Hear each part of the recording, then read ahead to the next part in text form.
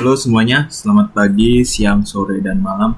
Jadi pada kali ini saya akan mengajari kalian tentang checklist tugas BLAS. Apa itu checklist tugas BLAS? Nah, checklist ini bukan sekedar tugas biasa, namun adalah semua dari fondasi C++ yang akan kita pelajari hari ini.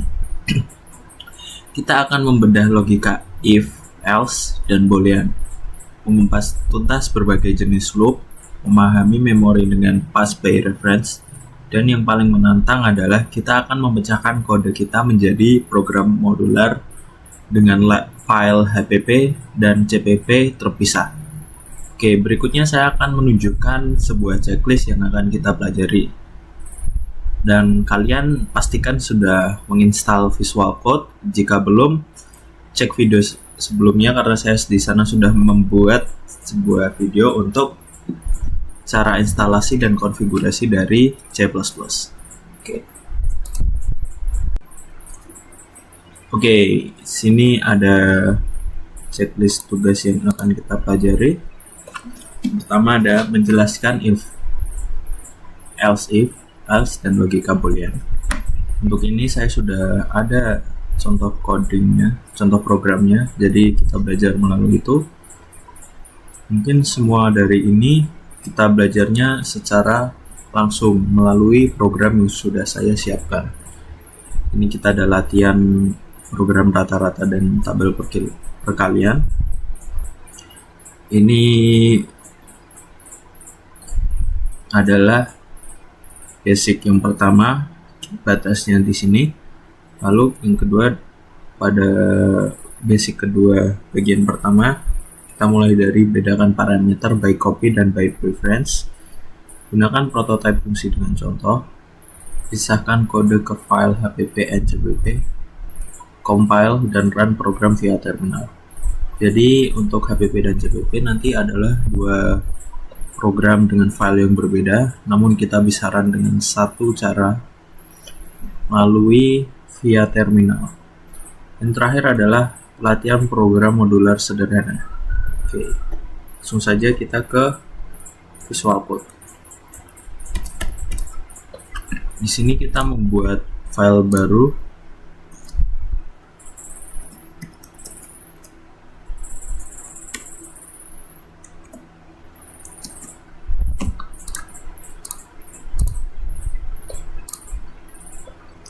Yang pertama, if dan boolean.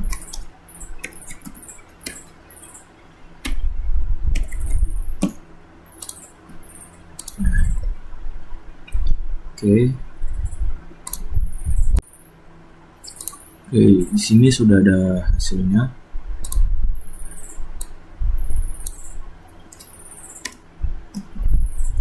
Jadi pada kondisi if dan boolean ini, saya menginginkan sebuah studi kasus di mana seseorang boleh untuk mengikuti sebuah pemilu. Kalau pada kondisi ini, seseorang memiliki umur 17 tahun dan memiliki KTP, maka dia boleh pemilu. Itu sesuai kondisi boolean. Boolean punya KTP. Dan operator N, dan saya menjelaskan secara struktural terlebih dahulu.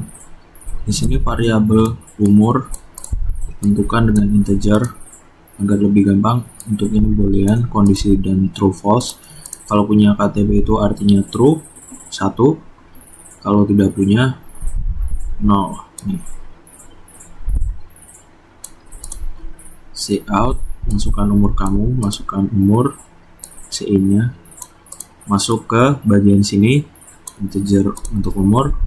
Lalu untuk punya KTP atau tidak, kita masukkan 1 itu untuk benar jika kita punya, 0 itu untuk tidak atau false. Dan di sini ada logika boolean dan kedua syarat harus benar.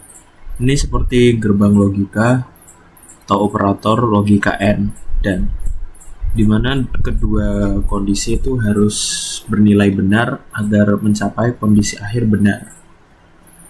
Jadi kalau kalian umurnya lebih dari 17 dan punya KTP, maka boleh ikut pemilu. Kalau umurnya 17 tapi nggak punya KTP, harus urus KTP dulu.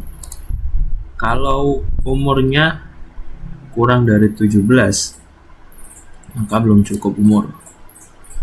Otomatis kalau umur 17 belum punya KTP juga. Itu sesuai dengan struktur logika secara runtutnya. Langsung saja kita run.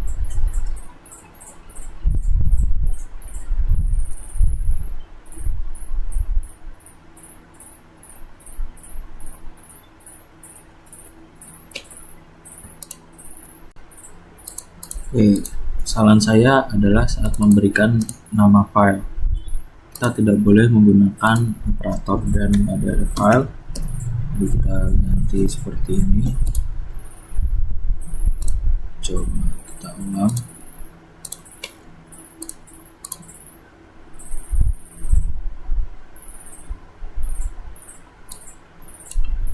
Nah, oke. Ini sudah bisa jalan. Tadi salahnya pada bagian pemberian nama pada file. Umur saya mau kasih contoh saat kita boleh ikut pemilu dan kita belum punya KTP serta kita belum cukup umur. Pertama, umur saya 19 tahun, sudah punya KTP. Kamu boleh ikut pemilu. Oke, untuk pertama. Yang kedua, umur sudah cukup tapi tidak punya KTP. Umur cukup tapi urus KTP dulu. Nah, kondisi yang terakhir, umur saya 16 tahun. Mau saya punya KTP atau tidak, maka yang keluar tetap kamu belum cukup umur. Ya mungkin nggak mungkin juga sih kalau umur belum cukup tapi sudah punya KTP.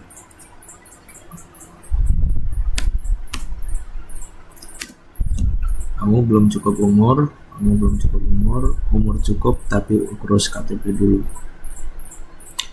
Nah, ini untuk penjelasan kondisi if, else, dan else if serta boolean pada program pertama. Oke, selanjutnya saya akan menjelaskan checklist yang sesuai dengan urutan tadi. Oke, selanjutnya kita akan belajar tentang for loop dan while loop. Nah, pada program ini kita seperti biasa include IOStream dan di sini ketambahan include vector. Seperti yang sudah saya jelaskan pada video selanjutnya, include vector itu membuat kita lebih fleksibel dalam pembuatan list. Jadi angka jumlah data dalam list itu bisa kita variasikan dan tidak kaku. Jadi kalau mau menambahkan ini di sini 60 atau seterusnya itu masih bisa. Nah, ini jadi vektor integer data.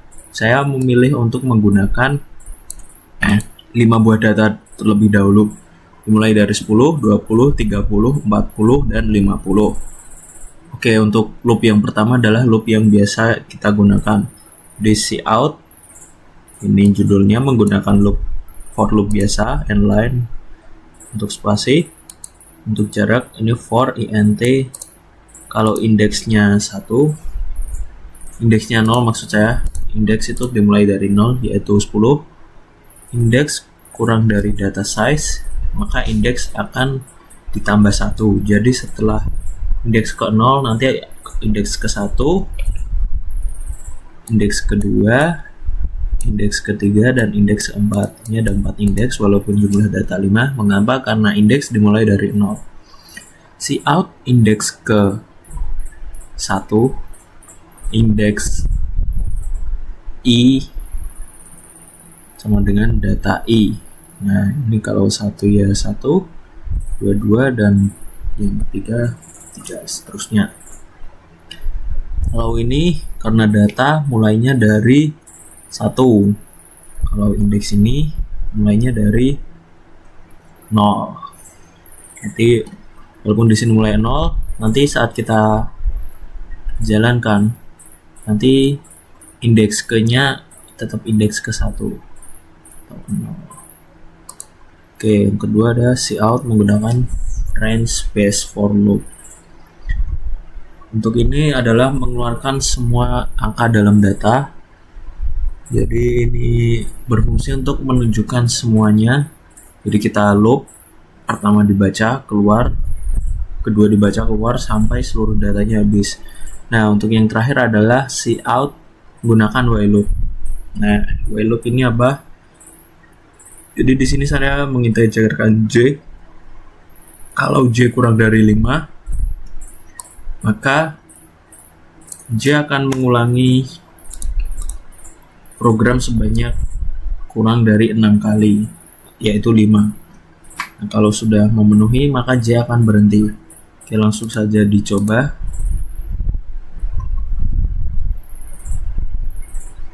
Nah, oke, ini mulainya dari 0 terlebih dahulu, indeks ke 0. Jadi 10, 20, 30, 40, 50. Pas, sudah. Ini mengeluarkan semua langsung nilai. Ini terakhir, ini mengulangi dari 0 sampai ke 6. Sampai ke 5 maksud saya.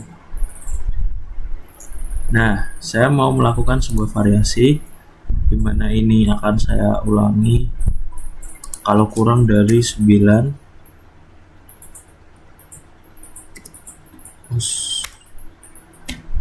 Kurang dari 9. Dan di sini saya menginginkan hanya angka selisihnya 1. Mungkin di sini saya ulangi terlebih dahulu untuk menghilangkan agar bisa mengetahui ganjil genapnya.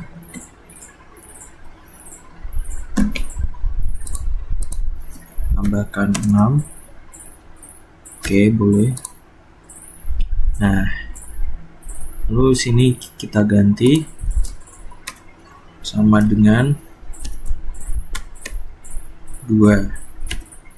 Ini untuk mengetahui bilangan genapnya.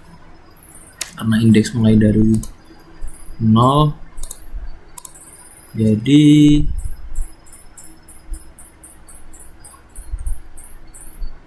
nah ini bilangan ganjil maksud saya. Jadi ini indeks ke 0-nya 1, ininya 3, 5, 7, 9. Oke, ini ada bilangan ganjil. Jadi yang ini menampilkan semuanya untuk range for loop. Ini yang terakhir menampilkan terus sampai di bawah kurang dari 9. Nah, lalu bagaimana kalau kita mau menampilkan ganjilnya? 1, lalu I-nya kita mulai dari 1. Coba kita run.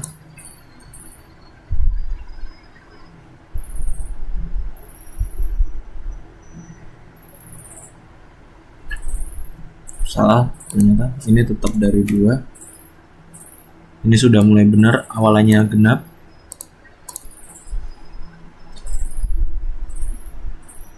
Nah, jadi 2, 4, 6, 8. Nah, itu jadi angka genap yang akan keluar pada loop biasa ini. Oke. Itu untuk penjelasan for loop. Berikutnya adalah penjelasan tentang kalkulator dan tabel perkalian sederhana. Nah, sekarang masuk ke kalkulator. Maksud saya kalkulator adalah kalkulator untuk mencari rata-rata nilai dari siswa. Oke, include iostream dan include vektor. Vektornya adalah sebuah nilai dari siswa. Float input. Cout masukkan nilai siswa, ketik -1 untuk berhenti. Nah, jika kondisi benar, maka sein input. Kalau kondisinya kita memasukkan -1, maka berhenti, break. Nilai siswa pushback. Kalau nilai siswa kosong, berarti nggak ada data, Kalau float totalnya sama dengan 0, oh ini untuk membuat sebuah totalnya. Di float total sama dengan 0. Lalu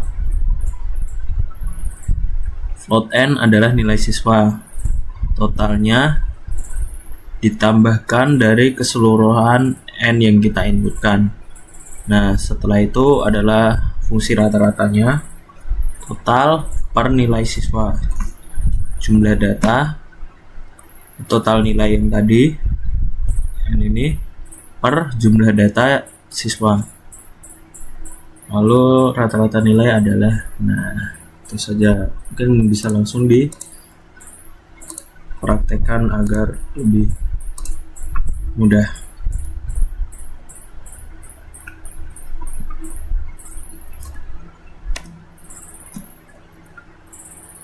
Oke, sini udah ada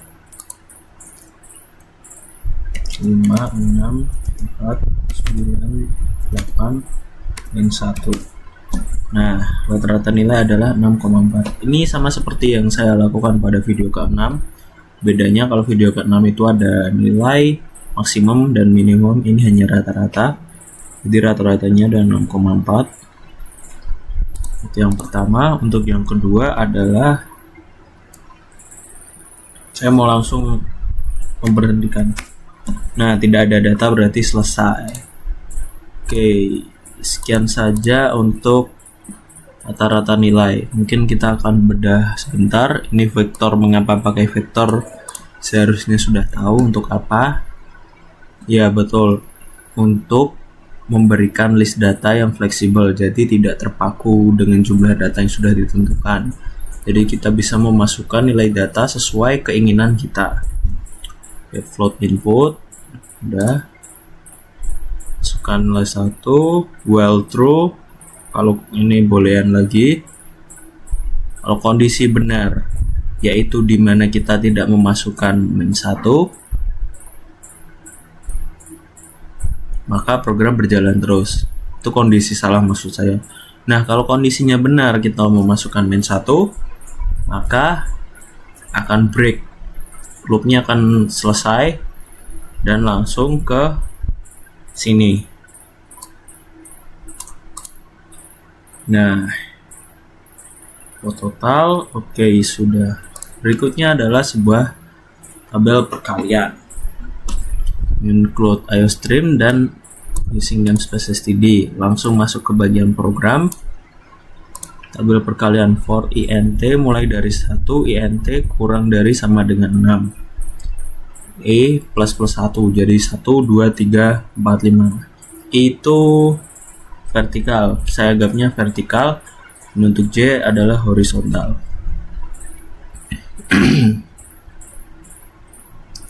Langsung saja kita run tabel perkalian. Nah, ini 1 pas dan ini 1 ke bawah. Nah, lalu fungsinya I kalikan J, I kalikan J, I kalikan J, I kalikan J 6. Nah, oke, mungkin saya di sini akan mencoba variasi satunya itu 6 dan yang satunya 10. Langsung kita run.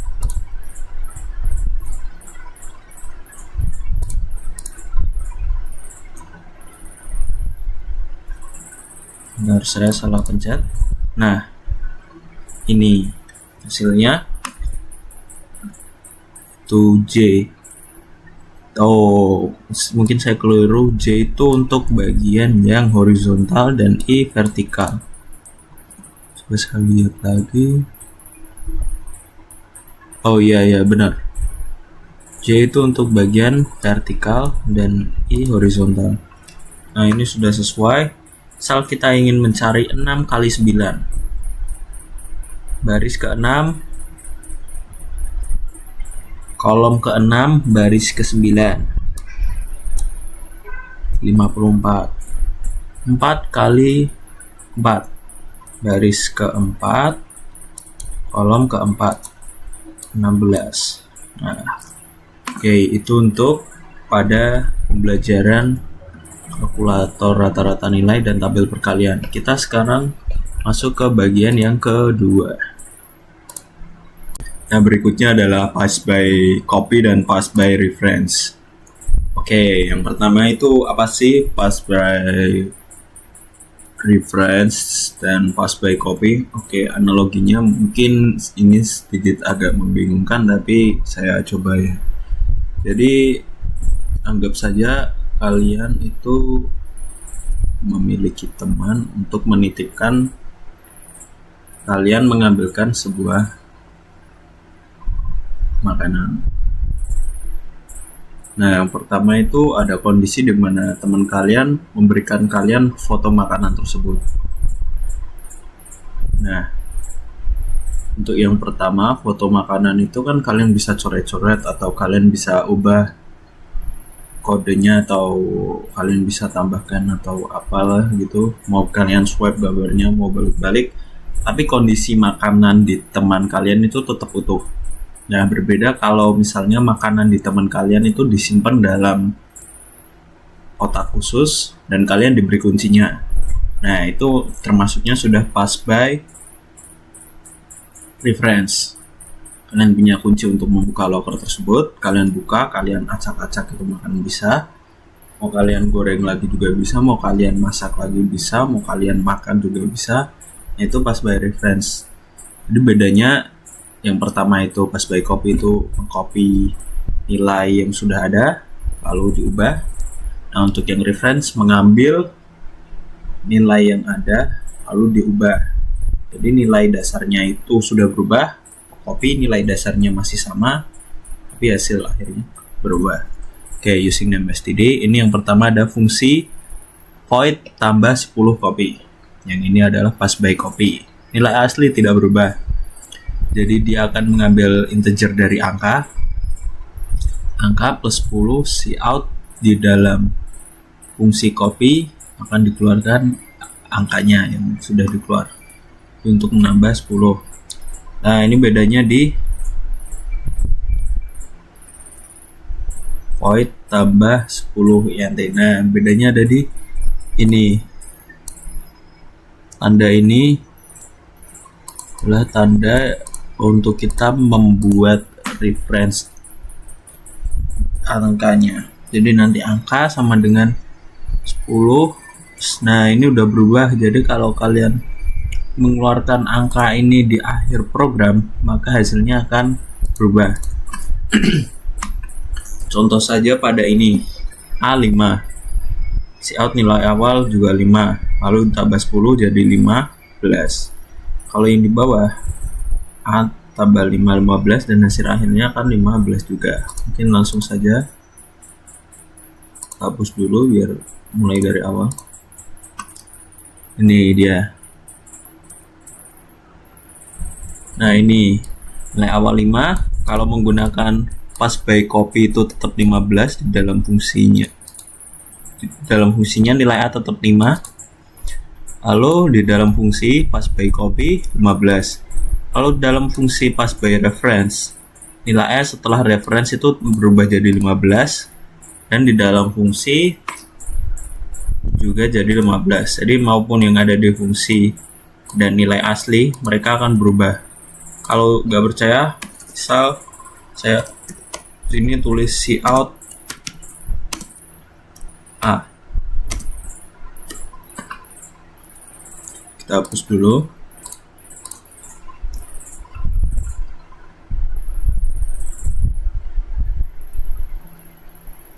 Nah, yang keluar tetap 15 karena ini sudah mengubah nilai asli atau nilai A yang awalnya 5 ditambah 10 jadi 15. Jadi cout nilai A ini sudah pasti 15 terus sampai ke bawah. Oke, itu mungkin penjelasan dari pass by copy dan pass by reference.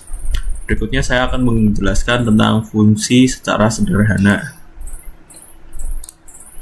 Dan sekarang adalah prototype fungsi. Sini masih sama input IOStream using namespace std. Prototype fungsi deklarasi di atas memberitahu compiler bahwa fungsi ini akan ada nanti. Oke, void sapa user string nama. Ini fungsinya. ini tanpa int main yang jalankan sapa user bernama Budi. Nah, untuk void sapa user namanya di sini kan Budi. Jadi ketika kita memasukkan sapa user dalam sini, maka akan menjalankan sebuah program ini. Jadi halo sesuai nama yang ada di sini, selamat belajar C++. Langsung kita run saja mungkin secara singkat. Ini memang pelajarannya dasar.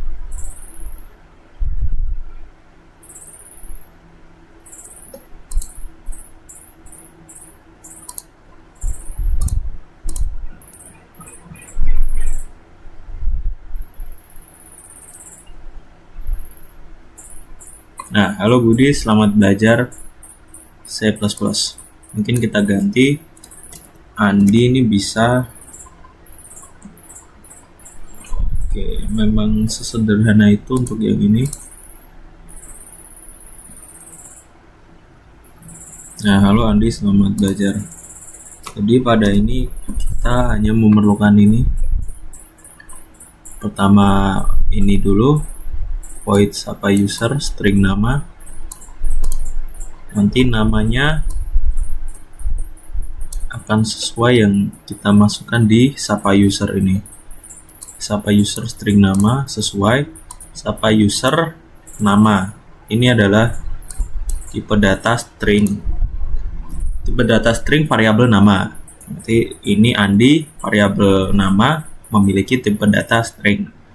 Nah, sudah sesuai dari ini void sapa user. Nanti setelah kita memasukkan tipe data string dan variabel nama, nanti halo akan mengeluarkan variabel nama dan ditutup dengan selamat belajar di C++. Oke, itu sekian.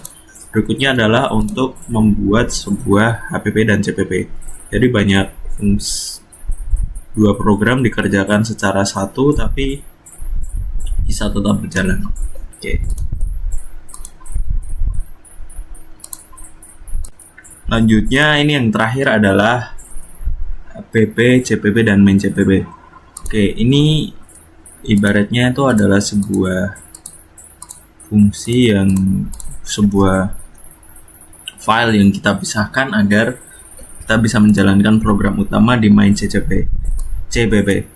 Kenapa sih harus dipisahkan? Nah, mungkin kalau kita membuat code program yang barisnya udah sampai 1000 itu mungkin kalau kita nyari errornya bakalan susah. Nah, makanya kita pisahkan. Di sini ada bagian vector function CPP dan vector function HPP. Untuk menjalankannya, yang pertama itu pastikan dulu untuk PC usernya ini sama dengan letak modulnya. Oke, sebentar. Nah, ini setelah sama ininya user add, ini kan sama nih dokumen project C++. Di file project C++, belajar C++, belajar C++ 2_2_11 dan berada di file modular. Lalu kita ketik ini C++ main CPP sesuai dengan fungsi vektor main CPP. Kenapa CPP gak HPP? Nah, karena di CPP sini sudah menginclude my vector function HPP. Jadi kita hanya perlu memasukkan CPP di bagian terminal sini. Ini run by terminal karena kalau langsung bakal error programnya karena kita menampilkan 3 file program yang berbeda. Oke, tadi kembali lagi ke bagian sini. Jadi karena HPP sudah diincludekan pada my vector CPP, maka kita langsung saja masuk ke bagian sini. Bagian CPP, kita enter. Tunggu sebentar. Oke, kalau sudah titik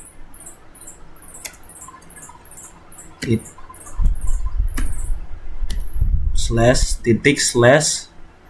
program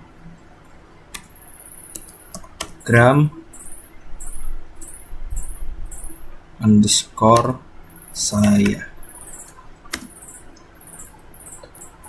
Nah, ini sudah ada keluar. Oke, coba kita lihat list awal ada 3, list tambahan memindahkan 3 elemen. Di sini ada fungsi void. Ukuran list sekarang ada 6 ditambahkan, lalu isi list sekarang 1, 2, 3, 4, 5, 6. Ini sudah sama karena ini mendeklarasikan fungsi yang pertama, tambahkan list std integer.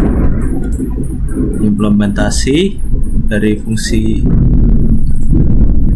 latihan menambahkan elemen satu ke list satu lain.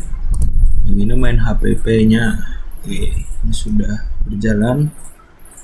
Oke, itu saja. Sekian dari saya, kurang lebihnya mohon maaf. Jika ada kesalahan mohon dimaafkan. Jika ada saran mohon ditambahkan. Sekian, selamat pagi. Sekian dari saya, wassalamualaikum warahmatullahi wabarakatuh. Selamat pagi, siang, sore, dan malam semuanya.